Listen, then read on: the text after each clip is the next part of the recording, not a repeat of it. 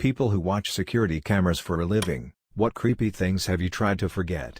I used to work loss prevention for a big box store. We had a lady get arrested for public indecency and I was asked to investigate. I had to follow her backwards from the point of arrest and it was a trip to say the least. She arrived at the store swerving and nearly hitting several cars. She entered the store with 2 young children, both of whom are mentally handicapped. That lady literally dragged those kids around the store, slapping them and tugging at their ears/collars if they didn't obey. At some point she just abandons them in the clothing section, walks through the back doors, to the break area, and I'm assuming she thought it was the bathroom because she proceeds to pull down her pants and craps all over the fire exit door. She pulls her pants up, without wiping mind you, and goes back to the floor like nothing happened. Someone saw what she did and followed her. Luckily there's an officer in the store at the time and quickly approaches her when the associate tells him what she did. Needless to say, she was definitely high and or drunk and was arrested. The scary part is, she did not mention those kids not one time. It wasn't until I reviewed the tape that I saw they were just still waiting by the shopping cart completely oblivious and afraid to move. Child Services was later called and I still think about those kids often. Breaks my heart to think about the bullcrap those kids must still be going through. Saw a chicken walk up the side of a tree at 2 a.m. This one's too much even for live leak. Live beat. I used to do IT support for a charity that supplied housing and support for homeless people. A large proportion also had mental health issues, so there were a fair amount of interesting events that happened. Being in IT, I avoided experiencing most of it firsthand, though I was threatened with being stabbed on about my 3rd day. Anyway, I come in one Monday, and there's an email labeled urgent, saying there was an incident at the stairwell of one of the properties on Sunday night, and could I pull the relevant CCTV footage and put it on a DVD. I had to do this fairly frequently. I skip through the footage, find the incident, usually a fight or blatant drug dealing, and burn it to DVD for the police. The email never mentioned what the incident was, so I skip through the footage, and watch as a clearly very agitated man ties a rope around a stair rail at the top of the stairs, then his neck, looks over the rail and then just casually tips forward over it. The rope flipped him round, and he dangled there twitching for far too long, before he just stopped. So yeah, that was a fun Monday. I used to do asset protection for a Walmart in a very heroin-addicted area. The creepiest thing was seeing how fast someone would go from completely normal to absolutely out of it in the span of a year because of the drug. You could build a timeline of their demise through CCTV pictures and video. One man in particular really stood out to me. The first time I apprehended him he was very polite and intelligent. Just stealing to get his fix. A year later and the 4th time I caught him he was basically a shell of a man. He tried running from me and I looked him right in the eyes and said, "I know you, Gary last name, please don't run." The look on his face of someone knowing him who he couldn't even remember will always stay with me. Not for a living, but I have had security cameras for the last 10 years at my house. A guy was shot 7 times in front of my house but I only caught the audio. I've had random people walk around the front of the house looking for anything to steal and actually stealing crap several times. Countless instances where people come up to break into my car until they realize the motion light kicks on and we have cameras. Most of the time people breaking into cars have a large tool bag over their shoulder. It's so amazing about the number of times people come up to my house doing weird crap. If I didn't have the cameras I wouldn't know about hardly any of this crap. One pro tip for anyone installing cameras: make sure you put lots of signs saying that there is video surveillance, otherwise you just end up with a lot of footage of people stealing stuff. A guy was shot 7 times in front of my house but I only caught the audio. Geez. You'd think he'd stop walking by your house after, like, the 3rd time. Story time. My brother's friend used to watch security cameras at an amusement park. In the park there was one of those river boat rides, which had hidden cameras to prevent people from pissing in the water, vandalizing it. One day a couple hop on the ride, and the girl starts giving her boyfriend a blowjob. So they get done, and the girl leans over the side of the boat to spit. Now in the event of any bodily fluids getting into the water, there is a whole process that must be followed involving draining the whole river, and decontaminating the ride. It takes a long time, and all the employees hate it. So as soon as my brother's friend sees her about to spit, he grabs the intercom to the right and shouts, "Spitters are quieters. Spitters are quieters." She panics, having no idea anyone was watching, and swallows it. Crisis averted. Not a job but my SO and I have the owlet monitor for our infant looking at his crib and room. It's set up like CCTV and it's creepy to begin with. I wake up at 2 a.m. and I go check on him and I go back to bed. Once in bed I get on my phone to view the monitor just for reassurance and I see two light dots like eyes and night vision in the window of his room. I first crap my pants and I go in the room to check everything out. I can't see anything outside, so I turn on the monitor again and don't see the dots anymore, so I think it could be a dog or something. I go back to bed and wake up again an hour later to check the monitor and the dots are ducking there again, so I grab a pistol and go outside around his room and check the spot by the window, really ready to have to pull the trigger. Adrenaline is on full blast. I don't find or see anything, but the monkey grass has been mashed down by that window like something sat there for a while. I set up a sleeping bag in my son's room after that for a couple nights and I checked the monitor so I could see what the night vision caught, but I never saw those lights again. I'm super thankful it was just that, but I was scared. My time to shine. My first job out of college was working for a big-ass security company, think worldwide big. I was doing electrical engineering and security system design for them. One of the first assignments I had was assisting in writing a report about a security system for a nuclear storage facility we had designed that had been infiltrated by nuns, no joke. Basically, the facility got invaded by octogenarian nuns who started covering the nuclear storage facility in blood they had conveniently provided in water bottles. The footage was jarring, in quite a few ways. My friend used to run security for a parking garage and he saw everything from drug deals to what he could only assume was prostitution going on, but the one thing he will never forget was the guy that got stabbed. He was walking down the parking garage looking drunk, which is why he was looking at him. From his explanation, he stops and starts yelling and flinging his arms around, and just outside of that camera's range was another guy in a hoodie and basketball shorts with the same type of body language. He runs to grab the only other person on staff to see if he should call security or the cops. When he gets back after what he says was 4 or 5 minutes, they are now in each other's face, and as the other guy calls security, he sees the hoodie guy stab the other dude in the stomach/abdomen multiple times before making a run for it. The next 5 minutes were traumatizing to just hear. Apparently the guy that got stabbed got up and was crawling towards the stairs and was just leaving this giant trail of blood behind him. If anyone has worked in this before, can you answer me one question? As someone watching the footage, are you allowed to leave your post and intervene? My friend said no, but how could one just sit there and not do anything? The guy that got stabbed died and they were never told about whether the other dude was caught. I had a job reviewing hidden tape footage looking for people sabotaging food product in a factory. The entire idea was creepy on one level. They made pasta, they were finding things like glass, screws, staples and crap in the product. Thankfully none of it made it out of the plant. They had metal detectors at the end of the line, because it's common for things like metal shavings to get in the product given the machines, so they wanted to catch that and stop the product. But machines went off and they'd inspect the product to find ridiculous crap that there is no way could have made it in unless someone put it there. That's creepy, because think about how possible terrible it would have been had that product ever made it to the public. You aren't paying attention, you throw your shells in the pot, boil them along with a nail, then feed that crap to your kids who just chomp down? Thank God for the fail-safes. Anyways, they need to catch whoever is doing it. They install the cameras in the areas where most of the affected product is made and packaged. They record it all. Then they hire me to go through the tapes on high speed, looking for alarms going off on the machines or anything weird. So I see a ton of stuff that's notable, some of it funny, some of it cruel, some of it just plain terrible. Eventually I do figure out who the saboteur was. But the creepiest thing was this guy driving a forklift around with his kid, not only on the forklift with him, but hanging out of the sides of it waving at people. It's creepy cause at some point not long after that, the guy killed his kid somehow in a forklift accident. Thank duck the accident wasn't on tape, or at least my tapes. Kid never should have been allowed even in the plant, certainly not on the ducking forklift. And this guy killed his kid.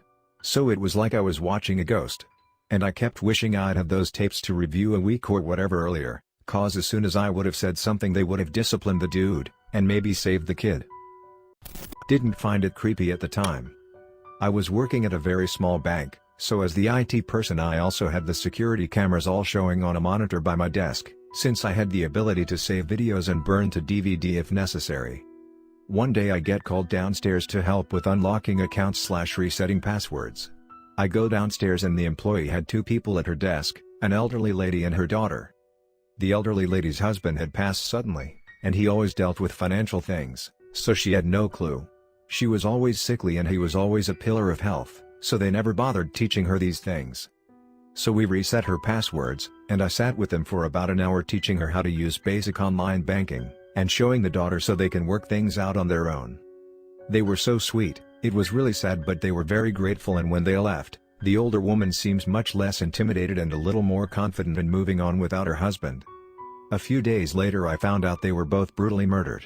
The daughter's estranged husband stabbed and shot them both to death, then jumped from a local bridge to his own death. It was stunning, and I immediately sat at my desk and pulled up the video, watching myself have a friendly session with them, talking, calmly sitting there chatting, letting them tell me stories of her husband, some crying and some laughing. All the while I'm silently screaming at the monitor, telling myself to warn them, say something, do something. But of course, I can't. This was days old, and I am just as helpless now as I was then, when I didn't know. Years ago I worked overnight at a homeless shelter for men. A good portion of the regular guys that stayed there had mental health and or drug problems. There were a lot of fights and the occasional stabbing, but for the most part everyone was relatively behaved and most were good people at heart. I received a lot of threats, but one never acted on them. One night when I arrived for my shift I noticed there was a much larger police presence than usual. I walked into our office and the officer in charge started asking me if I had noticed a guy, Richard, behaving unusually at all lately. I had not saw anything out of the ordinary and I told them such. I looked at the dorm list and noted that he was marked as no longer staying at the shelter. He was a long-term resident, so I thought this was odd.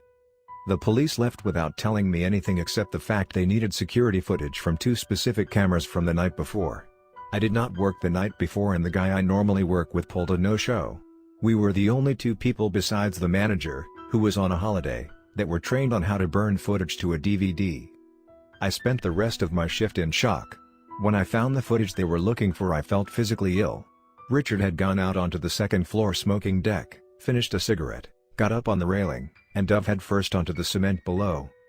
The first camera on the second floor showed him jump, but the second camera on the first floor was much more gruesome. He landed head first and rolled over in a way that he was staring right into the camera as he lay there dying. I quickly put the footage on DVD and went to throw up. I was given the next day off. No counseling. No nothing. I will never forget that one. He was a pretty good dude as far as I knew him. Some mental issues, but no one knew he was suicidal or why he did it. I reviewed the security cameras around my office building. The cameras only monitor the outside of the building. We have signs posted everywhere stating cameras are watching. You get accustomed to certain movement patterns and activation of cameras, so I don't have to review the whole day's activity, just the parts that show things out of the ordinary. For a while, homeless people were using an R behind landscaping to kick back and smoke drugs. Marijuana, heroin off foil, glass meth pipes, you name it. It's all in full view of one of the cameras. Watched a few drug sales there too. However, the most disturbing by far was the sex. Basically, guys would take the homeless women to that area and do any number of weird and wonderful things. The weirdest of all was when some dude lay on the ground and a drug-slinging / homeless woman sat on a bench looking at her phone. He slipped off her flip-flop, and started sucking off her toes. He took short breaks intermittently to hit a glass meth pipe, then went back to work on the toes. This went on for about 45 minutes, then they left. We systematically found almost all the homeless porn stars during the day and told them our place has cameras and not to come back. Things had been quiet for a few years now. Finally, something I can participate in. I used to be a security guard and was stationed at an outdoor engine parts manufacturer's world headquarters office. They had a parking lot that was next to the woods and a man came out of the tree line during the night and was staring at the camera for an hour straight. We had called the authorities to make a trespassing complaint as none of us wanted to go out and confront him. Around the hour mark he suddenly sprinted backwards into the woods. The police never found anyone. Crap creeps me out whenever I think about it. I caught on camera a couple running across the street and onto my client's property. I thought, oh great, some kid's about to duck, better go scare them.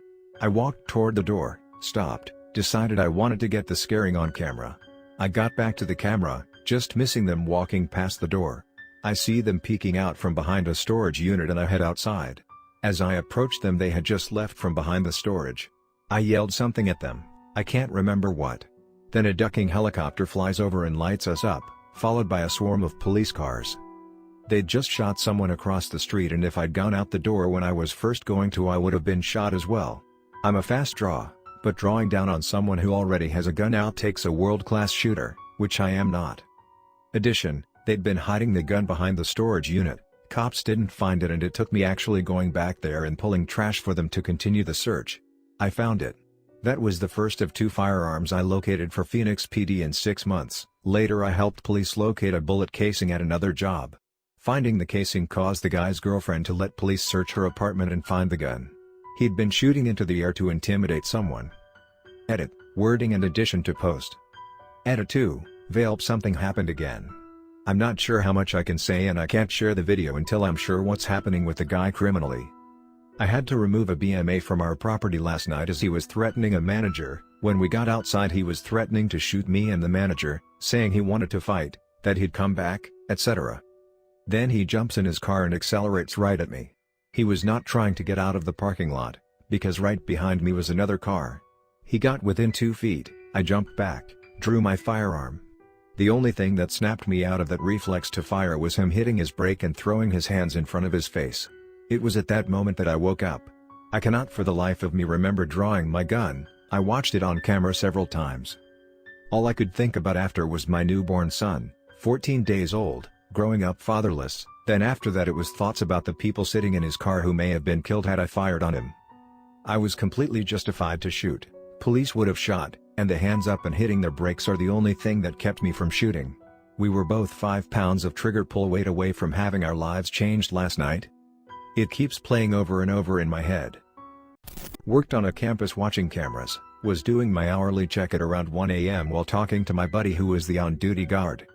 While flipping through the cameras, I passed by one of our entrances and saw some guy standing at the door just starting in. I spotted it and flipped back to said camera, and my buddy and I just stopped talking and looked at each other cause he was gone.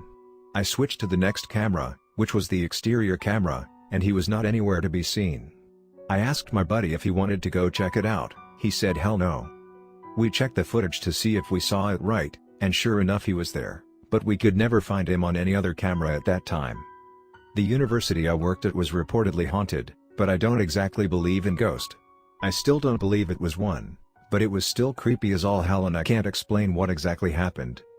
I have other stories from do patrols with guards at night, but that's my freakiest night on camera. I'm a little late to the party, but here goes. I am a correctional officer on the night shift, so my job involves a lot of watching cameras and performing cell checks. One night, I'm sitting in my office around 03:00 and some movement on the CCTV catches my eye. I look up and there is this big dude walking through my jail, looking like he was on a mission. The only way into the jail is through the booking room right next to my office, and I was 100% sure nobody had walked past me. So my mind starts racing. Did I leave a cell door unlocked? Has a violent inmate escaped? Our cameras are old and the halls are dark at night, so I couldn't see many details on the guy. Just that he seemed to be scoping all the other inmates out as he made his way through the cell blocks. As I'm trying to process all of this, I see him suddenly stop and change direction, starting beeline straight to my office. With no time to do anything else, I jump up and run over to the door, and get ready for the fight.